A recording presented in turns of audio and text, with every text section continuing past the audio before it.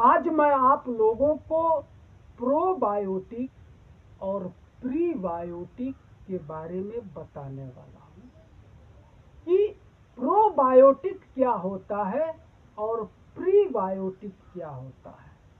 Probiotic सबसे ज़्यादा किसमें पाया जाता है और प्रीबायोटिक सबसे ज़्यादा किसमें पाया जाता है।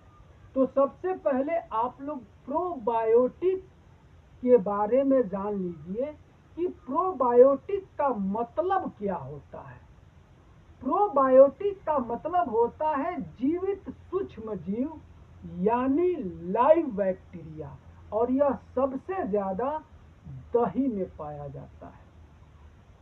तो अगर आपको प्रोबायोटिक की बहुत सख्त जरूरत है तो आप गाय के दूध से बना दही, छाछ, मठा का सेवन कर सकते हैं।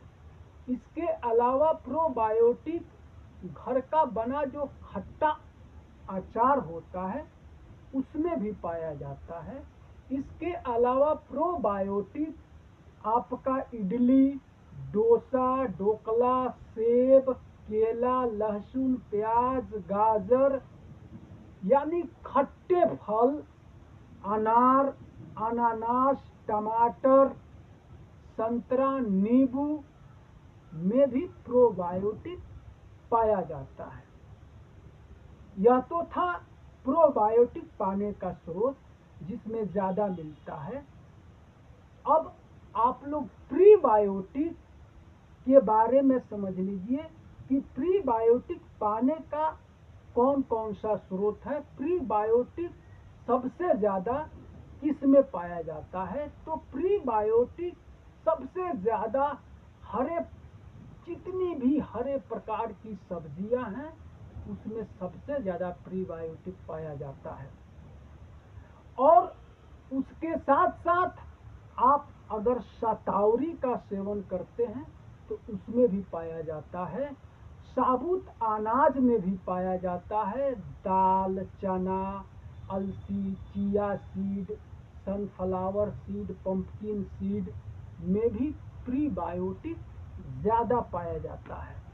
जब हम अपने भोजन में ज़्यादा से ज़्यादा प्रोबायोटिक और प्रीबायोटिक का सेवन करना शुरू कर देते हैं तो वह भोजन जैसे ही हमारे पेट के अंदर जाता है तो हमारे पेट के बैक्टीरिया खुशी से झूमने लगते हैं और जश्न मनाने लगते हैं कि आज बेहतर भोजन मिला है खाने के लिए। जो भोजन हम करते हैं वह अपने लिए नहीं करते हैं, वह भोजन सबसे पहले हम अपने पेट के उन 100 ट्रिलियन बैक्टीरिया के लिए करते हैं जो बैक्टीरिया हमारे गट के अंदर विराजमान है। वही बैक्टीरिया हमें स्वस्थ और बलवान बनाते हैं।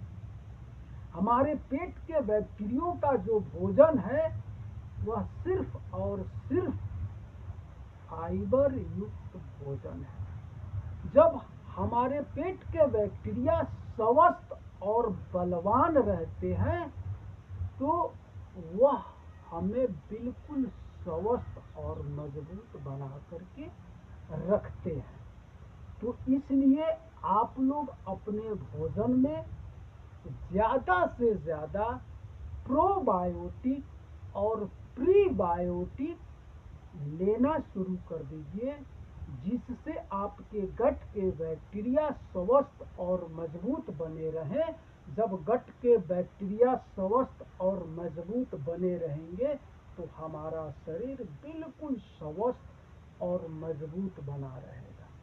तो प्रीबायोटिक और प्रोबायोटिक के अलग अलग स्रोत हैं जो मैं आपको बता दिया हूँ कि प्रोबायोटिक लेने का कौन सा स्रोत है और प्रीबायोटिक लेने का कौन सा स्रोत है। तो आप लोग दोनों तरह के भोजन, प्रोबायोटिक और प्रीबायोटिक जिसमें ज़्यादा मिलता है उस तरह के भोजन का आप लोग सेवन करना शुरू कर दीजिए। ताकि आपका शरीर बिल्कुल स्वस्थ और मजबूत बना रहे।